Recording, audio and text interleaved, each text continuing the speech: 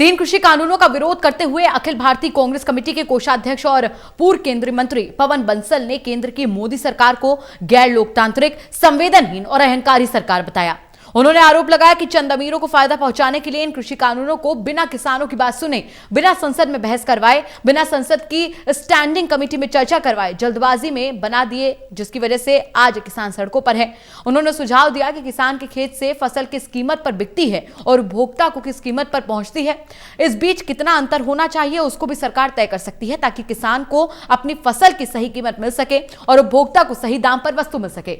कृषि कानूनों के विरोध में किसानों के भारत बंद का असर क्या सरकार पर पड़ सकता है, इस बारे में खास बातचीत की हमारे संवाददाता अनिल कुमार ने अखिल भारतीय कांग्रेस कमेटी के कोषाध्यक्ष और पूर्व केंद्रीय मंत्री पवन बंसल से। तीन कृषि कानूनों का किसान लगातार विरोध कर रहे हैं और आज भारत बंद है। इसका सरकार पर क्या असर पड़ सकता है, इस समय मेरे साथ हैं अखिल भारतीय कांग्रेस कमेटी के कोषाध्यक्ष एवं पूर्व केंद्रीय मंत्री पवन कुमार बंसल। इनसे जानते हैं। जी देखिए, इस सरकार पे क्या असर पड़ता है ये तो किसी को पता नहीं। इस सरकार पे किसी बात का असर नहीं पड़ता। ये संवेदनहीन सरकार है, गैर लोकतांत्रिक है।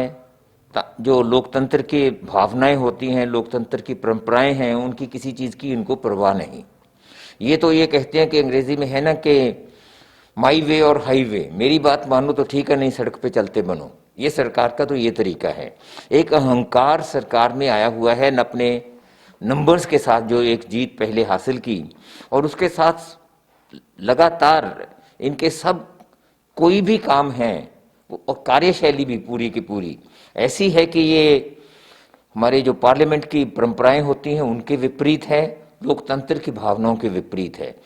लेकिन एक ऐसा है आज के दिन, ये जो भारत बंद उन्होंने किया है, किसानों ने इसका आह्वान दिया है, ऐलान आज के दिन किया है, इससे आज इनको समर्थन पूरे देश भर में बहुत जबरदस्त मिल रहा है। जगह जगह लोग, इनके वकील इनके साथ हैं, यूनिवर्सिटीज लोगों ने बंद कर दी हैं आज के दिन के लिए, दुकानदार जगह जगह इनके साथ हैं। इनको बहुत भरपूर एक समर्थन इसके लिए मिला है, क्योंकि ये सरकार ने जो कानून बनाए हैं ये कृषकों के फायदे के लिए नहीं, उनके हित के लिए नहीं। ये तो इन्होंने चंद जो बहुत बड़े सरमाएदार धनाढ़ लोग होंगे उनको पूरे का पूरा व्यापार पे एक अपना कंट्रोल कर लेने के लिए ये कानून बनाए हैं। आज के दिन तो कहे जा रहे हैं कि एमएसपी होगी, कहाँ होगी एमएसपी, कितना कितना उस पे लेंगे। अगर सभी के सभी लोग अपना जो उनका प्रोड्यूस है वो लेके वहां पहुंचते हैं, क्या उसको लेंगे, ये उसको प्रोक्योर नहीं करेंगे। ये तो सरासर सिंपल, क्योंकि इन्होंने डाल दिया है कि करार करना होता है, एक एग्रीमेंट करनी होती है। एग्रीमेंट बेचारे किसानों को ऐसी लाचारी की हालात बन जाएगी कि उनको एमएसपी से कम कीमत पे अपने उनको इसके लिए करार, उनके लिए सौदे करने पड़ेंगे और उनकी हालात दयनीय हो जाएगी।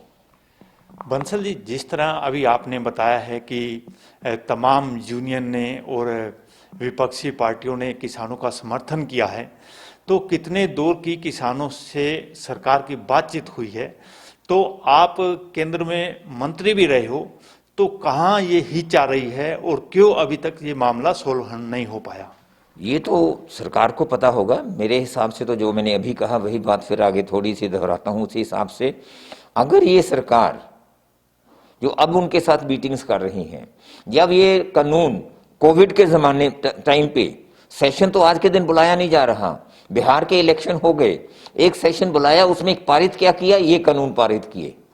उनमें कोई और लोगों के हित की काम नहीं हुआ, ये कानून पारित कर दिए उसमें बिना बहस के, बिना जो हमारे पार्लियामेंट की प्रोसीजर्स होते हैं, उसके प्रैक्टिसेस होते हैं, उसके कानून हैं, रूल्स हैं, उनको एक तरफ रखते हुए इन्होंने जबरदस्ती एक जल्दबाजी में ये कानून पास किए। अगर उस वक्त इन्हीं कानूनों को वो स्टैंडिंग कमेटी के पास भेज देते, जब पार्लियामेंट में एक चीज पेश होती है कानून, तो उसके बाद वो स्टैंडिंग कमेटीज में जाता है, वो जो स्थायी कमेटीज होती हैं वहां उस पर चर्चा करती हैं, वो किसानों को लेती, सभी पार्टियों के सदस्य होते, ज्यादा सदस्य भारतीय जनता पार्टी के लोगों के ही होते, उसमें ये सब इकट्ठे होते, वहां इस पे चर्चा हो गई होती तो कितना अच्छा होता। उसके बाद अगर उन्होंने किसानों के जो यूनियंस हैं इनके नुमाइंदों से भी बात की होती तो एक नतीजा एक और होना था।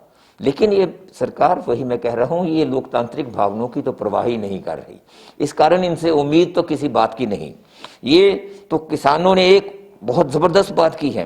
ये एक जो आज का दिन ये एजिटेशन है, ये सिर्फ वैसे तो आर्थिक बात के लिए उन्होंने किया है बेचारों ने, लेकिन इसमें एक बहुत बड़ा देश को फायदा दूसरा ये हो रहा है, जो लोकतांत्रिक एक स्पेस होती है, एक जगह लोकतांत्रिक, वो जो गायब हो गई थी सरकार के रवैये के कारण, वो किसानों ने इस संघर्ष के साथ वो वापस देश में लौटा दिया है। कि ऐसी भी बात होती है कि अगर लोग किसी बात पे बेबसी हो जाए, तंग आ जाए इतने सरकार के अपनी मनमर्जी से, तो वो सड़कों पे उतर सकते हैं।